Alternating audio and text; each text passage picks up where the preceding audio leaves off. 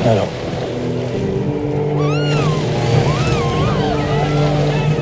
There's your proof. Now how do we stop that thing from killing again?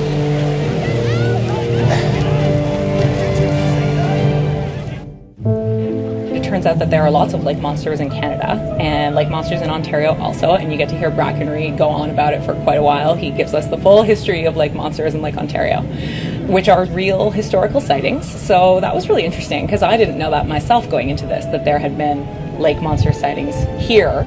Unfortunately, we couldn't reference the Loch Ness Monster because it hadn't actually been sighted in the way that we know today until I think it was the 20s or 30s. So we're sort of riffing on the idea of the most famous lake monster, but not actually referencing it in the episode.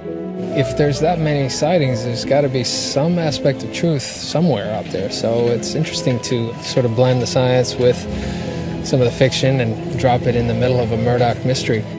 I had to create a sea monster. Basically, I was told they wanted a jaw with teeth inside it that would leave marks on our dead body. Other than that, I had free reign. So I came up with the idea of using a lobster trap as the backbone. The monster in the episode has two incarnations, if you will. We have the monster that Brackenreed and Murdoch and our background all see, and that's a computer-generated monster that'll be, 100, 200 feet out in the lake. Then they get out their telescope and they look through their telescope at what will be the Craig monster, the jokey, really goofy-looking sea monster. In the script, they see it and they're not sure what it is.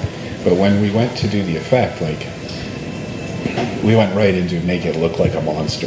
Of course, when you get into building a lake monster and doing it in CG, you want it to look real and scary and interesting. So we based the lake monster on photos of the Loch Ness Monster, and our process was to build a CG creature and animate it splashing around in the water into several shots. It's always fun for people to believe in things that may or may not be there.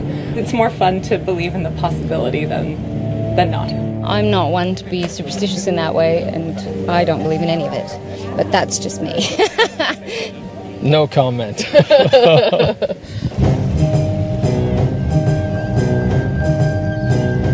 These outfits are gorgeous. It's unfortunate that the women had to wear woolen stockings at the time because they were sweating, we're dying out here.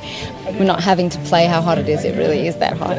When they first told me that we were going to be in woolen stockings and things and I was supposed to look kind of sassy or sexy in them, I was finding that hard to believe. But, compared to what we normally wear, I see what they meant.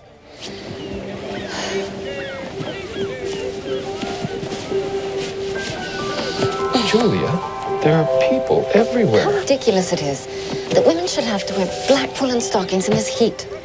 We had to set a huge amount of extras and our cast on a hot beach in the year 1901. So that involved having to build probably 12 or 13 other costumes for our lead cast, and then we had to bring in the background actual bathing suits from LA to augment, because we actually can't find enough of them here in Toronto. So we actually have some that are from 1901, which is actually quite exciting to have the real thing here.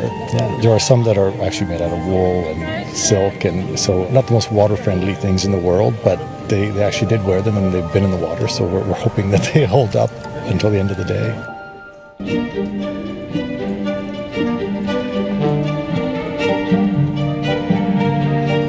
We've got everything from really old catalogs from Eaton's, which actually showed what people really wore, and then there's the real sort of fashion plate versions of them. There are drawings of the period for the bathing suits, and so we took all those inspirations and actually turned them into something that we could use for our costumes. I've got a lovely blue and black number on. It's not as hot as it looks, it's lined, so it's alright, and it's a lot better than wearing the uniform we usually wear. But I feel for Johnny and Yannick later this afternoon because they're in their opera outfits. And that was my idea, the handkerchief on the head, from watching pictures of people like my granddad and that back in the day. Everybody on the beach in England, even though it wasn't hot, used to wear these. Any opportunity to get Murdoch and Ogden in a skimpy outfit or to put them in a tuxedo and a really fancy dress, either or, production and the writing team and everybody just love it. I suspect the fans do too, so it's a lot of fun.